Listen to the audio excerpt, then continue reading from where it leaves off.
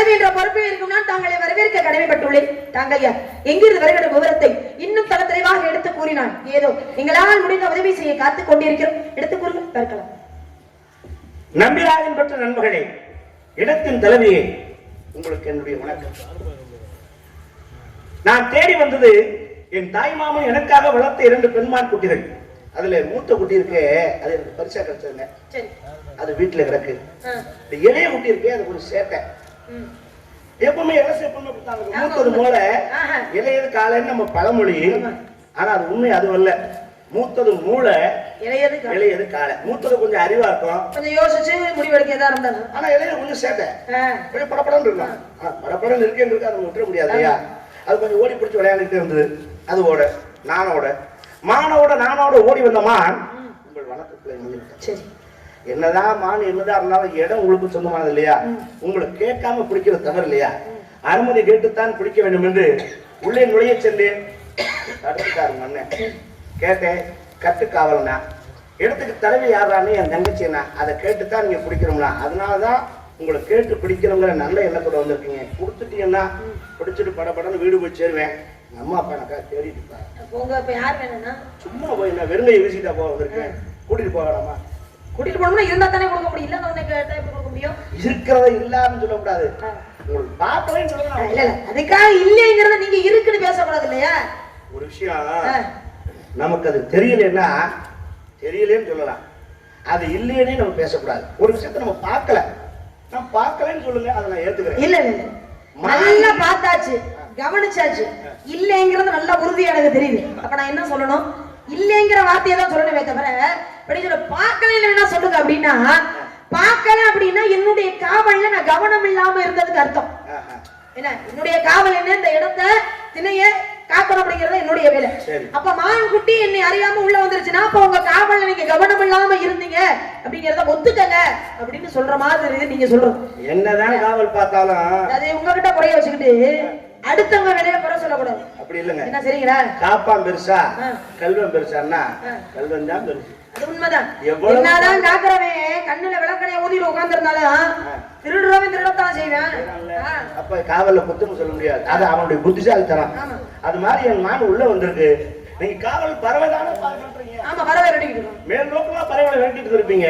மான் கீழே ஓடி வந்திருக்கும், நீங்க பார்த்திருக்க வாய்ப்பு இல்லை. அதனால என் மானின் பெருமைகளை கூட சொல்றேன். சரி, எடுத்து சொல்லுங்க, கேட்கிறோம். தாராளமா புடிச்சு என் கையில கொடுப்பீங்க, நான் வாங்கிட்டு போவேன். என் மான் என் மான் என் மான் என் மான் என் மான் என் மான் வள்ளி என் மான்.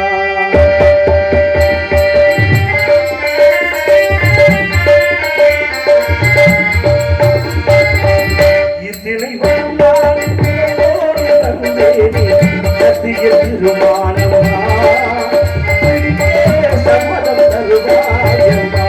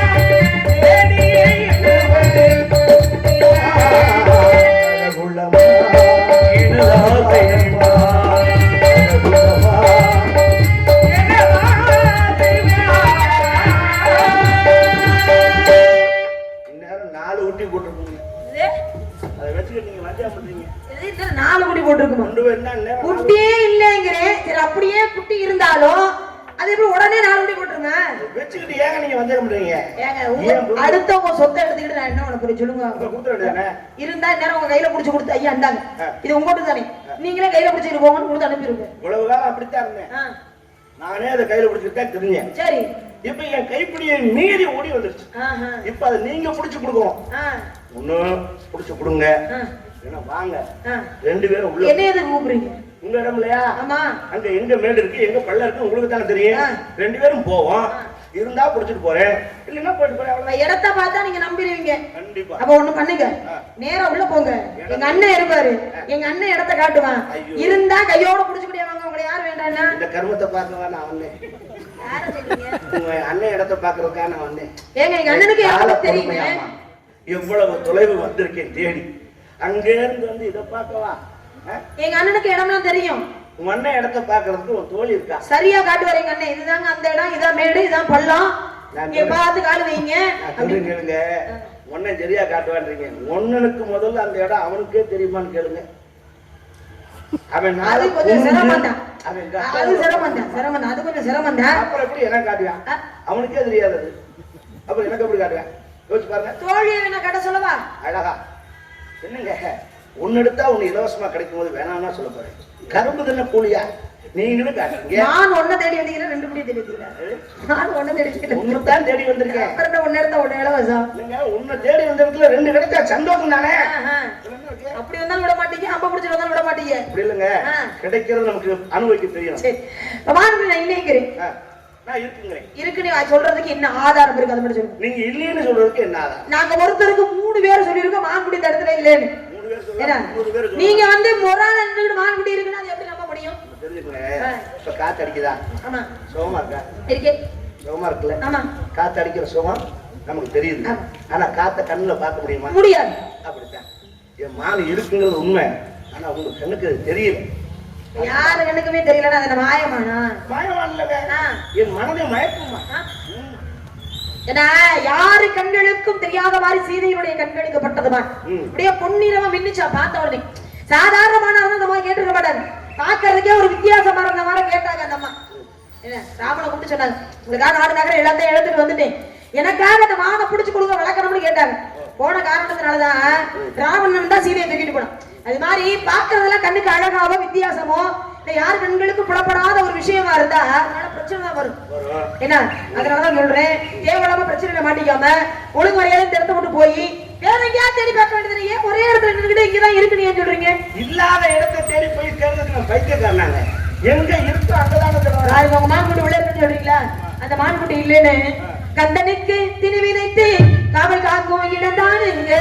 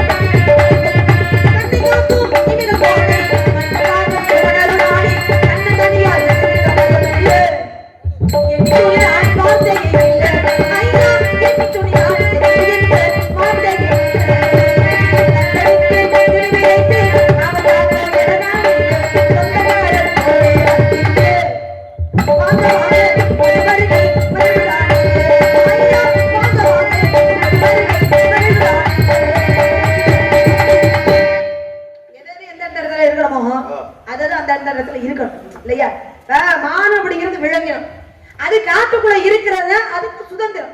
அப்படி இருக்கும்போது அதை புடிச்சு கொண்டு நீங்க என்னதான் அதுக்கு எவ்வளவுதான் சாப்பாடை போட்டு வளர்த்தாலும் அந்த வீட்டுக்குள்ள இருக்க முடியுமா? அதனால காட்டு விலங்கு வீட்டு விலங்குன்னு வகுத்து வச்சாங்க. வீட்டுல வளர்க்கக்கூடிய விலங்குன்னு ஒண்ணு இருக்கு, காட்டுக்குள்ள இருக்கக்கூடிய விலங்குன்னு இருக்கு.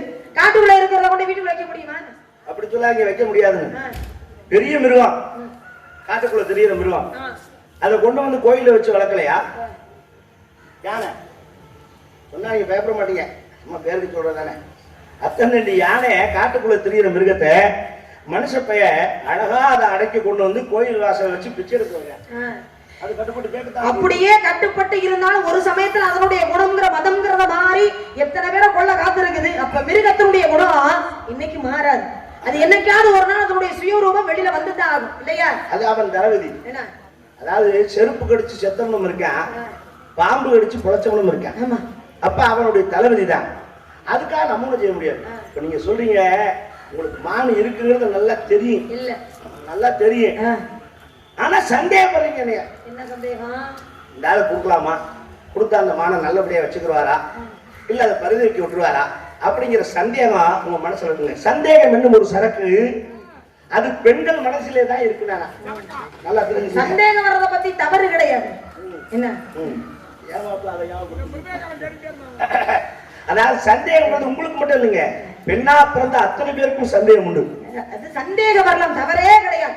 ஏன்னா சந்தேகம்ங்கிறது ஒண்ணு வந்தாதான் ஒரு பிரச்சனைக்கு முடிவு இல்லையா? ஆனா சந்தேகமே வாழ்க்கையில சந்தேகம் வரலாம், ஆனா சந்தேகமே வாழ்க்கையாக போகக்கூடாது. உலகத்துக்கே தாயாரவள் அன்னை ஆதிபராசக்தி. அந்த ஆதிபராசக்திக்கே சந்தேகம் வந்துச்சு. ஏன்னா இந்த உலகத்தில் இருக்கிற உயிர்களுக்கு எல்லாம் படியெடுக்கிறவன் யாரான்னா பரமன். கல்லுக்குள் தேரைக்கும் கருப்பை உயிருக்கும் படியெடுக்கும் பரமன்டான்னா. அன்றாடம் காலையில போய் அவர் படிய வந்துட்டு வர்றது அவருடைய வேலை. அது போல ஒரு நாள் எதிர்த்து படியெடுக்கிறதுக்காக காலையில பரமன் போறாரு. அப்ப பார்வதி தேவி கேட்கிறா, எங்க எங்க எங்க போறீங்க, எங்க போறீங்க? என்னமா புதுசா கேட்கிறேன், உலகத்திற்கு இந்த ஜீவராசிகளுக்கெல்லாம் படி இழப்பதின் கடமை அல்லவா, அதுக்காகத்தான் போறேன்னா. அப்படியா, எல்லா ஜீவனுக்கும் நீங்க படி இழப்பீங்களா? கண்டிப்பா, அதுதான் என்னுடைய கடமை. என்ன சரி போயிட்டு வாங்கன்ட்டா. பரமன் போனாரு, போய் திரும்பினாரு. அப்ப கேட்டா பார்வதி, எல்லா ஜீவராசிக்கும் இன்னைக்கு நீங்க படி அளந்துட்டீங்களான்னு. கண்டிப்பா அளந்துட்டேன்னா. அப்ப சொன்னா ஒரு ஜீவனுக்கு நீங்க படி அளக்கலன்னா, எந்த ஜீவனுக்கு படி அளக்க சொல்லு அப்படின்னா. அப்ப என்ன பண்ணா தெரியுமா பார்வதி, பரமேஸ்வரனை சோதிப்பதற்காக ஒரு கட்டெரும்பை பிடிச்சு சிமிழில அடைச்சு வச்சுட்டான். அப்ப சொன்னாரு, இந்த கட்டெரும்பு ஒண்ணு சிமிழிக்குள்ள இருக்கு, இதுக்கு நீங்க படி அளக்கலன்னா. அளக்கலைன்னு பார்க்காம சொன்னாதம்மா, அந்த சிமிழியை திறந்து பாருனாரு பரமன். அந்த சிமிழியை திறந்து பார்த்தா அந்த கட்டெரும்பு ஒரு அரிசி குரலையை தப்பிக்கிட்டு இருந்துச்சு. அப்பதான் சொன்னார், இந்த ஜீவனுக்கு நான் படி அளக்காம இருப்பேனா? இந்த உலகத்தில் இருக்க ஜீவனுக்கெல்லாம் படி அளக்கும் என்ன என் மனைவியான நீயே சந்தேகப்பட்டு விட்டாய் என்னார். அப்ப சந்தேகங்கிறது பார்வதி தேவிக்கே இருந்திருக்கும் போது உங்களுக்கு வரதுல ஒன்றும் தப்பு இல்லைங்க. நீங்க சந்தேகப்படுறீங்க, சந்தேகப்படாதீங்க, நல்லபடியா அந்த குட்டியை பார்த்து. சரி, அப்படி இந்த மான்குட்டியை கொண்டு போய் என்னதான் பண்ண போறீங்க? ஆஹா, கேட்டீங்க பாருங்க ஒரு கேள்வி. என்ன பண்ண போறீங்க? மான்குட்டியை கொண்டு போய் பஞ்சு மத்தியிலே அப்படி ஜாதி பூ தூவி, எல்லாரும் மல்லிகைப்பூ தூவாங்க, எனக்கு ஜாதி பூ தான், எனக்கு அதான் பிடிக்கும். அப்படி ஜாதி பூ தூவி பஞ்சு மத்தியில அந்த மானை குண்டியை படுக்க வச்சு அதை பக்குவமா பாத்துக்கோங்க. 8 குட்டி ஓடுறீங்க. என்ன பார்த்தா 4 குட்டி, நீங்க அதுக்காடி 8 குட்டிக்கு போயிருச்சு. கடந்துகிட்டே இருக்கு. என்ன நேராக நேராக குட்டி கணக்கு கூடிக்கிட்டே இருக்குது. நீங்க போட விட மாட்டேங்கிறீங்க. என்னது குட்டி ஓட விட மாட்டேங்கிறீங்க? அட போறதுக்கு இருந்தா தான் இந்த போடுங்கன்னு சொல்லிருப்போம்ல. ஐயோ குட்டி உங்களுக்கு தெரியாது, நீங்க கொடுத்து பாருங்க. பாருங்க, நான் என்ன சொல்றேன்னா, உங்களுக்கு மேலோட்டமா பார்க்கும்போது ஏதோ பிடிக்கிறதுக்கு இருக்குன்னு நீங்க நினைக்கிறீங்க. ஆனா புள்ள பார்த்ததுக்கு அப்புறம் தெரியும், ஐயா இதுல பிடிக்கிறதுக்கு ஒண்ணுமே இல்லையே, இதுக்காக இவ்வளவு நம்ம கால் வரைக்கும் நின்னோம்னு நீங்க நினைப்பீங்க. அதெல்லாம் வேற மான். இந்த மானுக்கு பிடிக்கிறதுக்குலாம் இருக்கு, எனக்கு தெரியும். பார்த்தா தெரியாதா? பிடிக்கிற அளவுக்கு இருக்கு. நான் எதுக்காக சொல்றேன்னா, தேடி வந்த மான் பெண் குட்டின்னு சொல்லிட்டீங்க, பெண்மான்னு சொல்லிட்டீங்க. பெண்மானுக்கு கொம்புங்கிறது கிடையவே கிடையாது. ஒருவேளை ஆண்மானா இருந்தா கொம்பு இருக்கலாம், அதை பிடிச்சி அடக்கி வச்சுக்கலாம். பெண்மானுக்கு கொம்பே இல்லாத போது எப்படி நீங்க பிடிப்பீங்க? கொம்பை தான் பிடிக்கணுமா? வேற எதுவும் பிடிக்கப்படாதா? கொம்பு இருந்தாங்க வசமா பிடிக்கிறதுக்கு நல்லா இருக்கும். கொம்பை பிடிக்கிறதெல்லாம் பைத்தியக்காரன். ஏங்க, அப்ப காலமாட இருந்தாலும் கூட கொம்பை பிடிக்க வேணாப்பா, தும்முல பிடிச்சா போதும்பா அப்படின்னு சொல்லலாம். அடக்க பிடிக்கிறதுக்கு தான் கொம்பை பிடிக்கணும், அணைக்க பிடிக்கிறதுக்கு கொம்பு வேண்டியதில்லை. புரியல உங்களுக்கு? புரியுது. அடக்கணும்னா தான் கொம்பு பிடிக்கணும். சரி, அணைக்கிறதுக்கு கொம்பு பிடிக்க வேண்டியது இல்ல. பிடிக்கிறதுக்கு எவ்வளவு இருக்கு, பிடிக்கணும், பிடிக்க வைக்கணும். கொஞ்சம் கொஞ்சமா பிடிக்கும் உங்களுக்கு. பாருங்களேன், நான் சொல்றேன். வெளியே நீ வந்தமான மறைக்காதம்மா,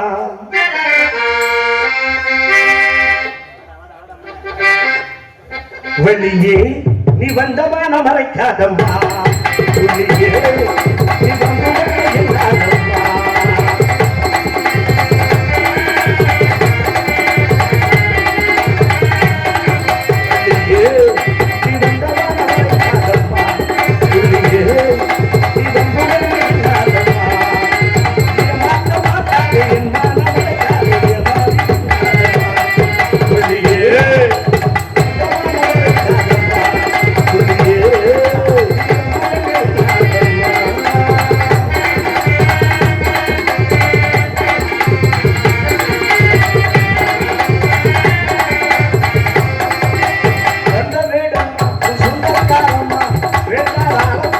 இல்லாதம்மா.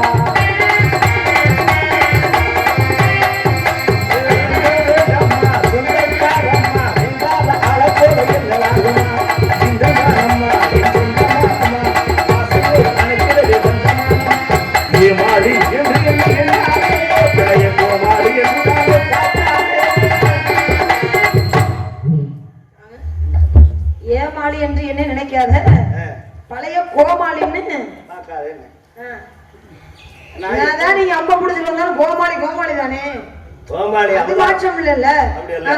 கோமாளி அவதாரம் எடுத்தது யாருன்னா எங்க மாமி. உங்களுக்கு தெரியாது? ஆமா. ஏன்னா மகாவிஷ்ணு தான் கோமாளி அவதாரம் எடுத்தவர். அவர் கோமாளி அவதாரம் எடுத்ததுனாலதான் சிவபெருமான் கையிலே கவி கொண்டிருந்த கபாலமானது இந்த கையை விட்டு விளைச்சு. அப்ப கோமாளிங்கிறது யாருன்னா மகாவிஷ்ணு சமா. அப்படி சாதாரண இடம் போட்ட கூடாது. புரியுதா உங்களுக்கு? ஏமாளி என்று என்னை எண்ணாதே, பழைய கோமாளி என்று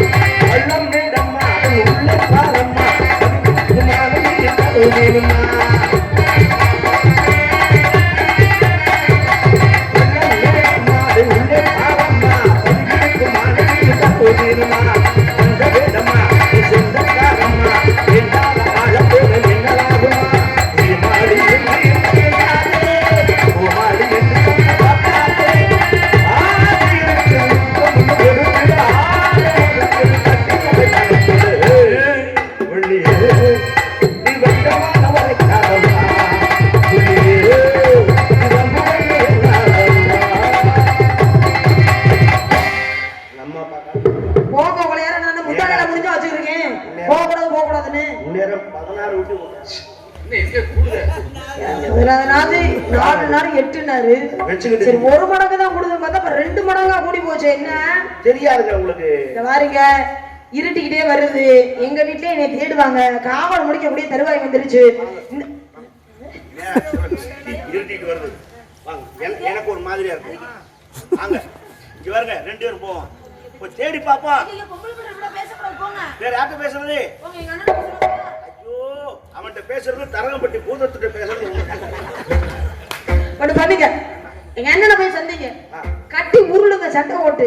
2 பேர்ல யாரு ஜெயிக்கிறீங்களோ அவங்களே குட்டி எடுத்துக்கிறீங்க. எனக்கு ஆசையே வெறுத்து போகுது. பாத்தா பிடிக்கணும், பிடிக்கலன்னா அடிக்கணும். பாத்தா பிடிக்கணும், பிடிக்கலன்னா அடிக்கணும். பிடிச்சா ஜெயிக்கணும்.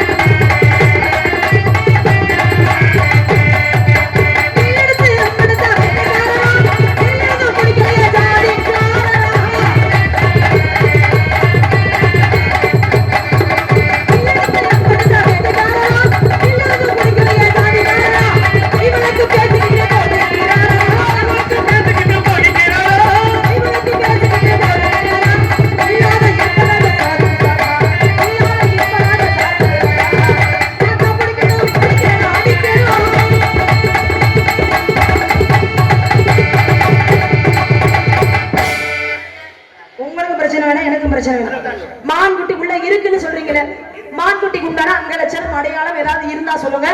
இனிமே மான்குட்டி வந்தா உங்களுக்கு தகவல் சொல்றோம்.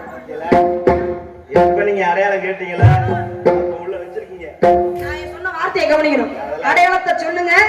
இனிமே அந்த மாதிரி ஒரு மான் வந்தா உங்களுக்கு தகவல் கொடுக்குறோம் தான் சொன்னே தவிர மான்குட்டி இருக்குன்னு சொல்லவே. பொய் சொல்றீங்க.